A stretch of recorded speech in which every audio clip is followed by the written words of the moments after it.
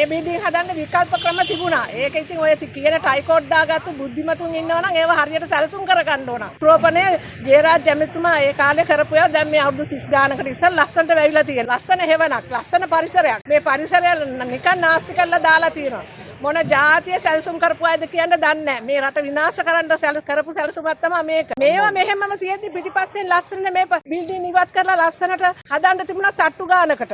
එතකොට ඒ තට්ටු ගණන් වලට හදද්දි මේ පොළොව ඉතුරු වෙනවා. එහෙම මේ අයට මෙහෙම බුද්ධියකුත් නැත්තම් ඉතින් ඇති වැඩක් නැහැ. අපි මේ අද කටානේ ඒකාබද්ධ විපක්ෂය එකතුලා මේ වගේ විරෝධතාවයක් කරන්නේ අද මේ වෙනකොට කටානේ අපි දන්න ගොඩක් තැන්වල ගස් ටික කපමින් යනවා. මේ සම්බන්ධව මම හිතන්නේ නීති ක්‍රියාමාර්ග ගන්නෙත් නැහැ. අපි මේක නිසා අපි තීන්දුව කළා අද මේ වගේ අපේ පාලි සභාව රැස්වීමට පෙර මේ විරෝධතාවය කරන්න අද වැලිහේනේ ග්‍රවුන්ඩ් එකේ ගස් කපලා තියෙනවා. මේ ගස් කුඹුක් ගස් මම දන්නට මේ ගහක් රජ කාලේ කැපුවොත් මරණ දණ්ඩනය කුඹුක් ගහ කපන නීතියෙන් අවසරයක් නැහැ. ඒකම අපේ සංවර්ධනවත් ගස් කපලා තියෙනවා. තාම රාජ්‍ය නිලධාරීන් දන්නේ කපපු ගස් පිළිබඳව. ඊට අමතරව අපේ සභාවේ මීට පෙර නුරුමිතල්ල ගහ පටවන් ගිහිල්ලා සභාවේ අපි ඊට විරෝධ දක්වනකොට ඒ පැයකින් දෙකකින් ඒ නැවත ගහ ගෙනත් දාලා තිබුණා. ඒ සම්බන්ධව තාම නීති ක්‍රියාමාර්ග අරගෙන නැහැ. ඒකම අපි දැක්ක ප්‍රාදේශීය ලේකම් කාර්යාලය තුල සංවර්ධන මුවාවි වටිනා ගස් ටික අද මේ වෙනකොට කපලා දාලා තියෙනවා. මම හිතන්නේ අද ලංකාවේ ලෝකේ පරිසරයට ලොකු හානියක් වෙමින් අධික නියඟයක් එන දින මොහොතක මම අහනවා මේ රජයෙන් මේ ගස් කපලා මේ විසඳුම දෙන්න හදන්නේ මෙහෙමද මේ අපේ තියෙන නියගයට කියලා. ඒක නිසා මම ගරු ජනාධිපතිතුමාගෙන් ඉල්ලා සිටිනවා කටාන කරන අවධානය යොමු කරලා මේ වෙන වන විනාශය මේ වෙන පරිසර විනාශය වළක්වන්න කියලා.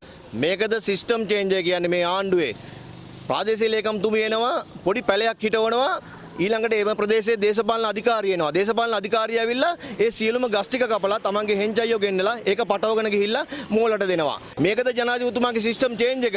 මේ කටාන ආසනය තුල මේ වෙනකොට විශාල ප්‍රමාණයක් ගස් කපලා ගස් සියලු මේ මෝල් වලට දීලා තියෙනවා. මේ වගේ 2.50 වැඩ කරන්න මේ මිනිස්සු මේ ආණ්ඩුවට බලය දුන්නේ. පැහැදිලිවම අපි මේක සභාවේ කතා කරා ගරු සභාපතිතුමිය කිව්වේ මේ ගැන විමර්ශනයක් කරනවා කියලා. ඊළඟට අපි ගිහිල්ලා නිලධාරීන් එහුවම නිලධාරී කියන සභාපතිතුමිය තමයි උපදෙස් දුන්නේ කියලා. ඇත්තටම මේ කටාන ප්‍රාදේශ සභා බල ප්‍රදේශය තුල මේ වෙනකොට මේ පාලක පක්ෂය විසින් විශාල විදිහේ පරිසර හානියක් සිදු කරගෙන යනවා. ඒකට රාජ්‍ය ආයතනවල තියෙන ඉතාමත් වටිනා ගස් ඒ වගේම වෙල්ලියුරු අයිනේ තියෙන වටිනා ගස් විනාශ කරගෙන යනවා. ඇත්තටම අද වෙනකොට කටාන ආසනයේ බල ප්‍රදේශය තුල විශාල වන සංහාරණය කරන බව දැන ලැබුණා. විශේෂයෙන්ම මේ රාජ්‍ය ආයතනක මේ වගේ වටිනා ගස් අද ගම්මාළු ගහක් මම හිතන්නේ මේ කටාන ආසනයේ නිතරම වටිනා ගස් මේ විනාශ කරනවා කියන්නේ මේ පරිසරයට මොකද්ද වෙන්නේ? මේ ජල මුලාස් මේ සියලු දේවල් රැකෙන්නේ මේ විශේෂ ගස් වලින්. ගන්න මේ ගස් කොච්චර වටිනා ගස්ද? ඉතින් මේ ලස්සන තැනක් මෙතන බොහොම හේවණක් තිබුණා. ඉතින් මේ ජාතික අපරාධයන් මේ කරලා තියෙනවා. පහුගිය කාලේ මේ කටාන ප්‍රාදේශ ප්‍රදේශය තුල ඒ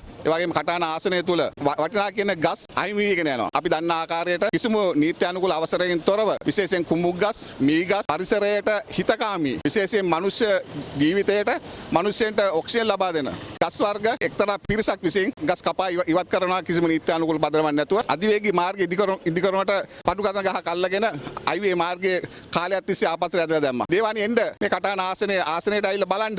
අද මේ කටාන ආසනේ ගස් කීයක් මේ වෙනකොට බිමට වැටලා තියෙනවද බිමට හෙල්ලලා තියෙනවද කියන එක.